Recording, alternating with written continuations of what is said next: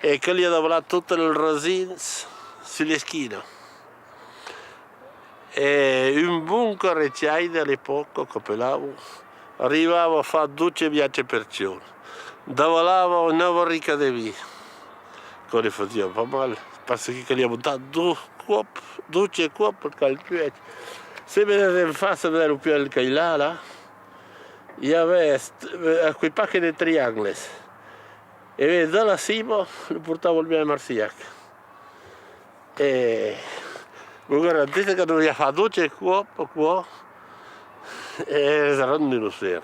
In principio tu lo visi portavano 2 e allora approfittavo cada anno della stagione di vendemmia per trovare una capra e per fare un'idea. E andare a carne della capra ne pensavo lo bene. Allora che non scaricai da giudrecci alle stigas.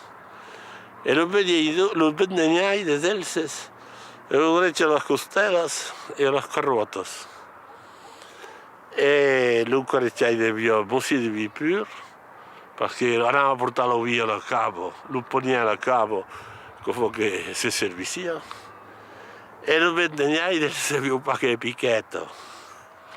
Ma fan parecchie da sai vista che il vendegna e tutto il mondo cantava, era formidabile. Io mi ho preso cinese il paese, andavo, ne veniva del caos, lavoravo del caos per fare solo le rasine. E vivevo un musì di vino, ma che da vita, se ne brogliavo, ne trovavo. Enfin, il caos veniva a vendemmia, ancora soprattutto per tornare a prendere una ghirvata di rasine.